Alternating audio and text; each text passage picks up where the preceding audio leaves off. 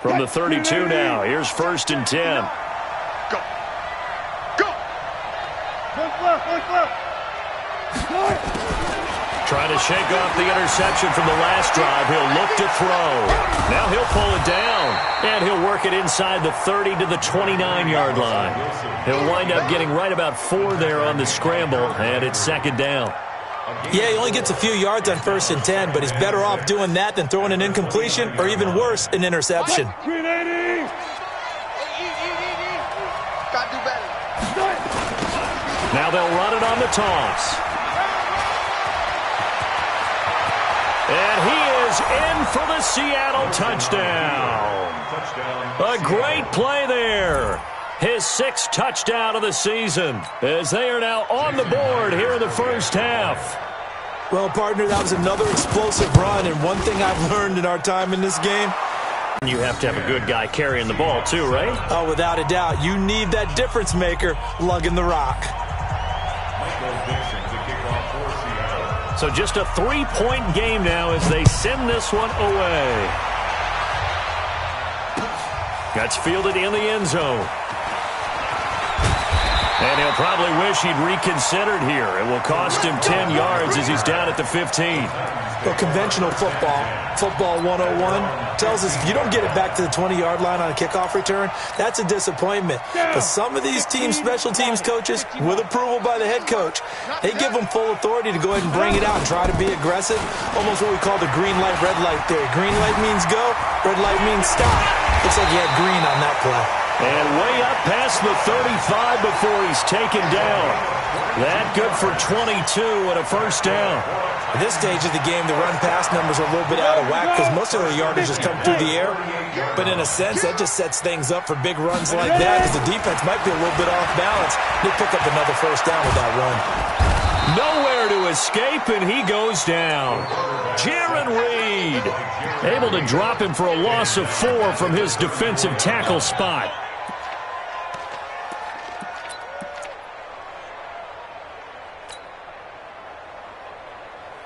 On the ready. 2nd and 14 as they've got work to do here after the sack. You remember me? Let's go, baby. 2nd and 14.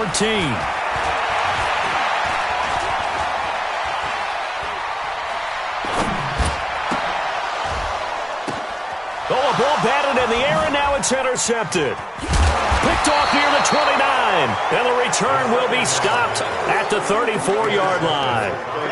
This defense had 3 interceptions last week. They're on pace for more than that here, 2 in the first half. Do not adjust your set. This is not instant replay. This is a defense that is locked in. They're essentially running the routes for the receivers and turning them to the receivers themselves, aren't they? I mean, it is amazing what I'm seeing because the reaction to those guys back on the back 7, phenomenal.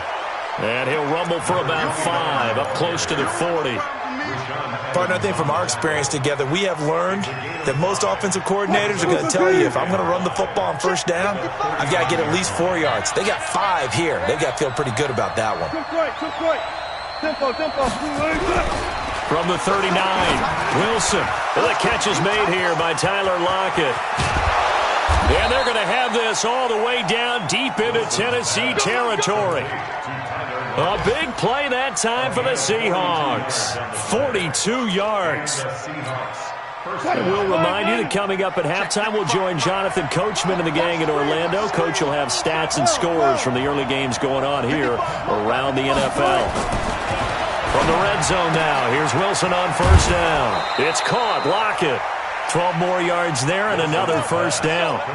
And when you're playing a quarterback with some experience and some moxie, you enter the danger zone when you decide to blitz him because if he's able to diagnose as he did on that play, he can hurt you downfield. He reads defenses so well, doesn't he? He really does, and the best part about that play for him, I don't think that was his primary target. I don't think so either. I think he had the read, figured out where the blitz was coming from, and went to a secondary target for a really nice game.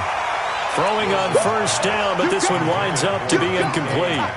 When you got your backs in the shadow of your goal line, you've got to be physical in that situation because there's not a whole lot of space, not a lot of wild plays that can be run there. That's put up or shut up time. Defensively, nice job just to make sure they didn't complete it on that play. And they get him down at the 1. He had the broken tackle, but ultimately could not get into the end zone. So now things get interesting on 3rd and goal from the 1. This almost becomes a Darwinian call, doesn't it? Almost survival of the fittest here. I know we can go all cliche. I'll go ahead and do it. Who wants it more here? Who has a better leverage? And he's across the chalk into the end zone. Touchdown, Seahawks. Russell Wilson. His 19th touchdown now on the season. And the Seahawks have taken the lead. Myers connects on the PAT. And the lead is now 14-10.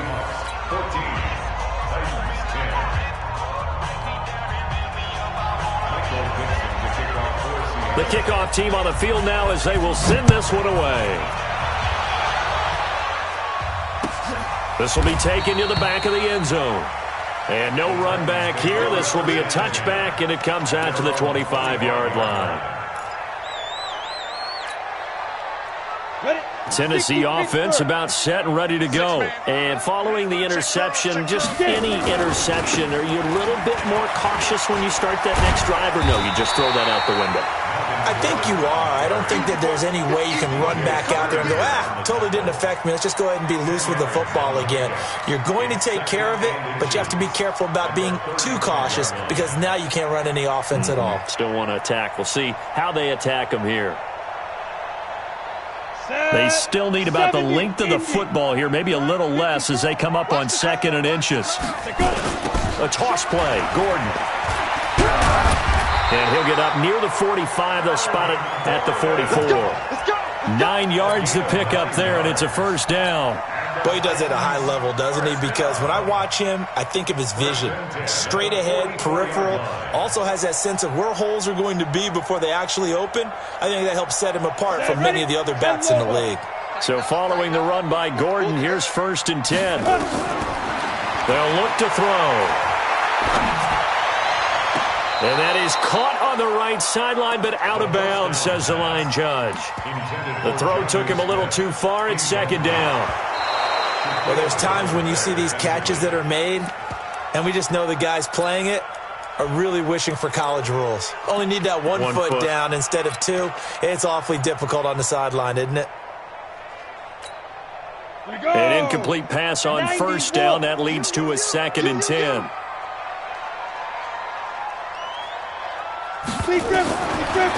Back to throw. He's got Smith here. And he'll go down right around the 47 this time. And they're left looking at 3rd and 8 after the 2nd down pass play only went for 2. Looking to throw. And he completes it to Cohen. And that'll wind up moving the chains again as the tackle's going to be made at the Seahawks 26. Now Tennessee going to use the 2nd of their timeouts, as it'll come with 15 seconds to play in the first half. 60 out, boys. They're not ready for this. They still playing. They'll set up to throw. And that's caught. Did he stay in bounds, though? He did not. Ruled incomplete. D.D. Westbrook, his intended receiver. But it'll be 2nd down. So a challenge coming down from the booth, and that's where these challenges come from, of course, in the final 2 minutes of the half. Yeah, now we're going to New York, right? That's command central for the officials. They'll talk, they'll take a look at it, communicate with the referee at the game site, and issue a final decision because they do have the final call now. He's going to go up top for the end zone. Oh, he almost had it for the pick. A great chance there for the interception in the end zone. Instead, 3rd down.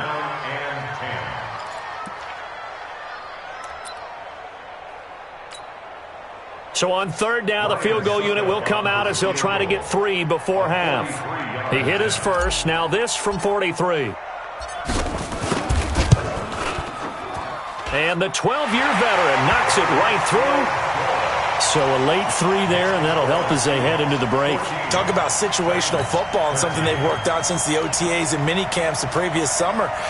They take care of the ball, get 3 points, knowing they're going to get the ball to start the second half. That's the old 2-for-1 special to finish things off.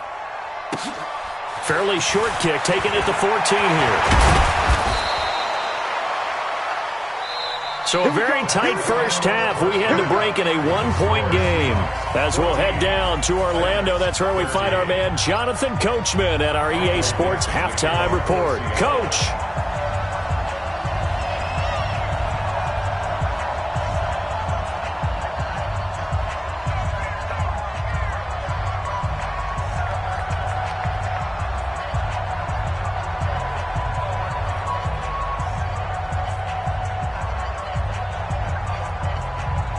Both teams appear ready for the fight ahead, and we resume action here in quarter number 3. This fielded a few yards into the end zone.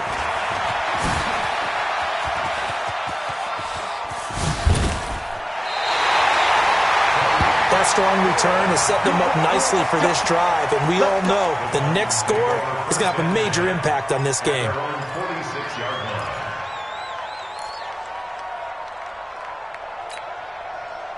The Titans offense set to begin the drive. They're down here, but very much in this game. What's the tonality of a coach's talk when a game is within striking distance like this at intermission?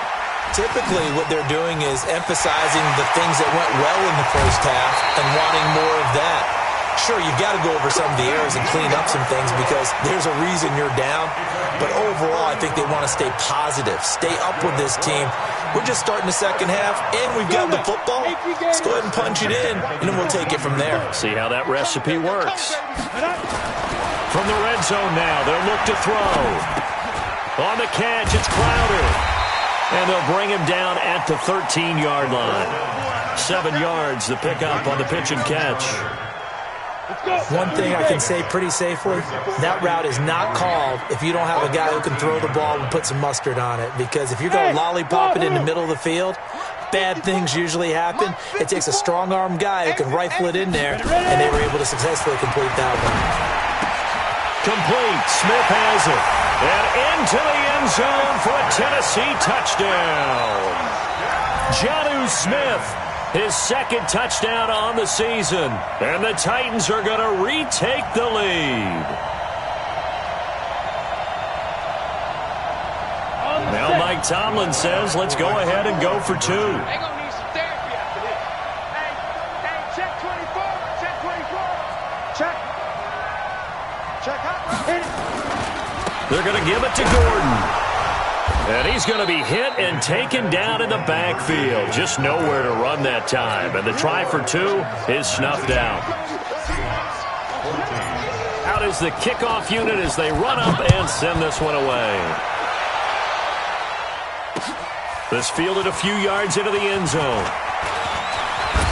And the decision to bring it out will cost him about 5 yards as he'll get this only back to the 20.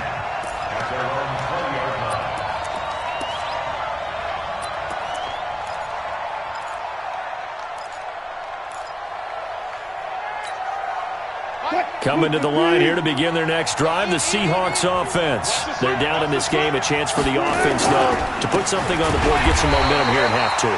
Try and get things kick-started for them. And you know at the half, they discussed how they were going to get that done. This is where scripting comes into play a lot of the time. How many plays do you script coming out of the second half? Most of the time in the first half, you're scripting 12 to 16. I think in the second half, you're really scripting more like 8 to 10. Kind of a starter or an opener, whatever terminology they use. Just something to get you off to a quick start.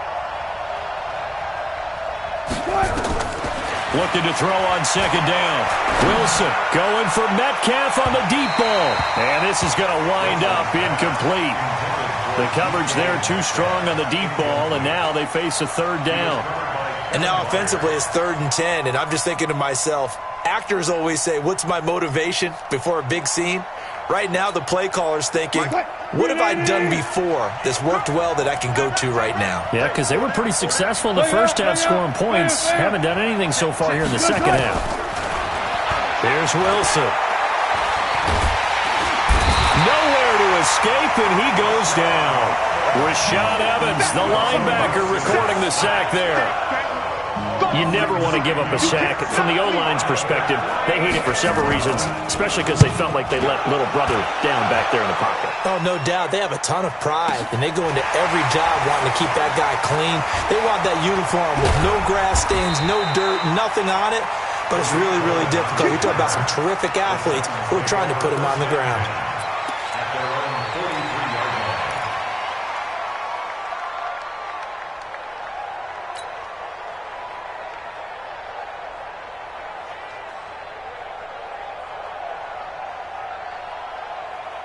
Tennessee offense about set and ready to go.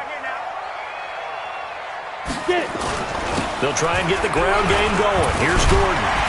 And give him about 5 as he gets this up to the 48-yard line. I call that play a success. A nice inside run sets up a very manageable second down, a very solid gain on that play.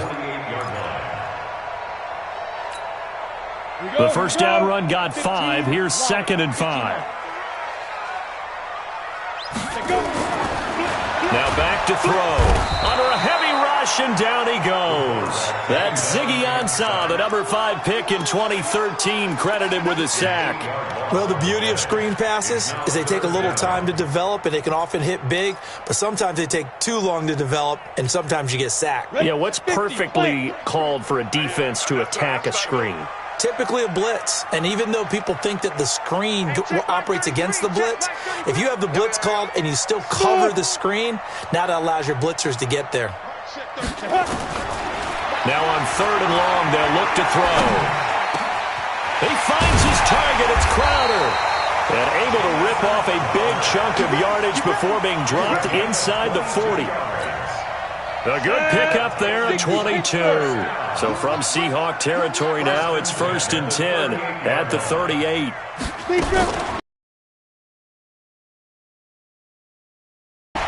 Flashed the stick skills, but didn't get it.